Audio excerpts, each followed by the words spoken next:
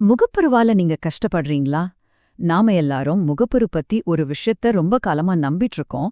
ஆனா அது உண்மையே இல்லன்னா? வாங்க, முகப்பருவோட உண்மையான காரணம் என்ன? அத பத்தி நமக்கு சொல்லப்படாத விஷயங்கள் என்னன்னு இன்னைக்கு நம்ம ஆழமா பார்க்கலாம். சரி வாங்க விஷயத்துக்குள்ள போலாம். முதல்ல முகப்பரு பத்தி இருக்கிற ஒரு பெரிய ரொம்பவே தப்பான ஒரு எண்ணத்தை உடைப்போம். ஆமா, நீங்க கேட்டது கரெக்ட் தான். இந்த முழு உரையாடலோட மையப்புள்ளியே இதுதான். முகப்பருனா உங்க சருமம் அழுக்கா இருக்குன்னு அர்த்தம் கிடையாது. இந்த ஒரு வரி முகப்பருவ நாம பாக்குற விதத்தையே மொத்தமா மாத்திரும் பாருங்களேன். உங்கள எத்தனை பேருக்கு இந்த அனுபவம் இருக்கு?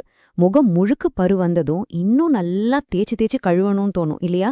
ஆனா எவ்வளவுதான் கிளென்ஸ் பண்ணாலும் வாஷ் பண்ணாலும் ஒரு ரிசல்ட்டும் கிடைச்சிருக்காது. இதுக்கு ஒரு காரணம் இருக்கு. நீங்க போடுற எஃபர்ட்ல தப்பில்ல, ஆனா நீங்க போற ரூட்டு தான் தப்பு.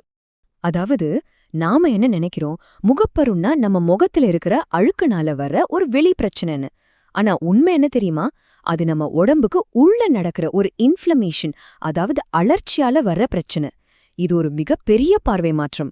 சோ பிரச்சனைய வெளியே தேடுறத விட்டுட்டு நம்ம உடம்புக்குள்ள என்ன நடக்குதுன்னு பார்க்க வேண்டிய நேரம் இது.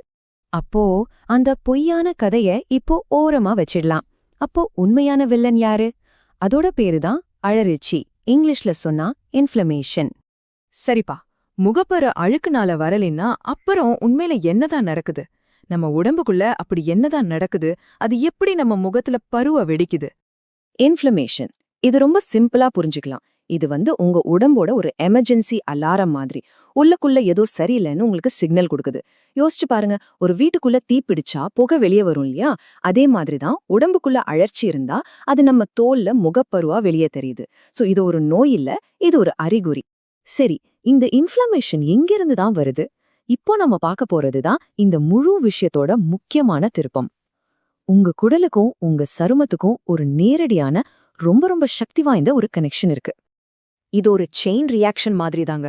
ஸ்டெப் 1, உங்க குடல்ல ஏதோ ஒரு பிரச்சனை, ஒரு எரிச்சல் ஆரம்பிக்குது. ஸ்டெப் 2, உடனே உங்க உடம்பு ஐயோ உள்ள ஏதோ பிரச்சனைன்னு அலாரம் அடிக்குது.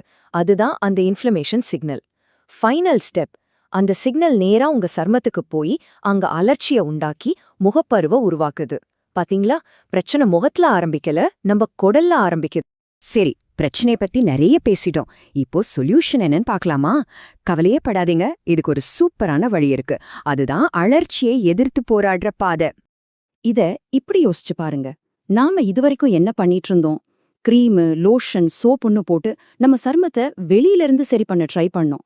ஆனா உண்மையான புத்திசாலித்தனமான வழி என்னன்னா, நம்ம உடம்ப உள்ளிருந்து அமைதிப்படுத்துறது. இப்போ நம்மளோட ஃபோக்கஸ் முழுக்க இதுல தான் இருக்கணும். அப்போ உள்ள இருந்து எப்படி சரி பண்றது? ரொம்ப சிம்பிள். முதல்ல அலர்ச்சிய குறைக்கிற நல்ல உணவுகள் மேல கவனம் வைக்கணும். உங்க உடம்புக்கு நல்ல ஊட்டச்சத்து கொடுத்தாலே உங்க சருமம் தானா அமைதியாகிடும். உடம்புக்குள்ள எரிச்சலை உண்டாக்குற விஷயங்களை கொஞ்சம் கொஞ்சமா குறைச்சு நம்மள நாம உள்ள இருந்து ஹீல் பண்ணிக்க ஆரம்பிக்கணும். நாம இவ்வளவு நேரம் பேசின எல்லா விஷயத்தையும் ஒரே ஒரு வரியில ஒரு மந்திரம் மாதிரி சுருக்கிடலாம். இத ஞாபகம் வச்சுக்கிறது ரொம்ப ஈஸி. ஆனா இதோட பவர் ரொம்ப அதிகம். நல்லா மனசுல ஏத்திக்கோங்க. உள்ளே அமைதி, வெளியே தெளிவு. சிம்பிள். உங்க உள் ஆரோக்கியம் எப்படி இருக்கோ அதுதான் உங்க முகத்துல தெரியும். நீங்க உள்ளுக்குள்ள அமைதியாவும் ஆரோக்கியமாவும் இருந்தீங்கன்னா உங்க சருமம் வெளியில பளிச்சுன்னு தெளிவா இருக்கும். இதுதான் அடிப்படை உண்மை. சரி, இந்த உரையாடலோட முடிவுல நான் உங்ககிட்ட ஒரு கேள்வி கேட்கிறேன். உங்க உடம்புக்குள்ள இருக்கிற அந்த அழற்சியை குறைக்க, உங்கள உள்ளிருந்து அமைதிப்படுத்த இன்னைக்கு நீங்க எடுக்க போற அந்த ஒரு சின்ன ஸ்டெப் என்ன? அது ஒரு டம்ளர் தண்ணி அதிகமா குடிக்கிறதா இருக்கலாம், இல்ல ஒரு நல்ல பழம் சாப்பிடுறதா இருக்கலாம்.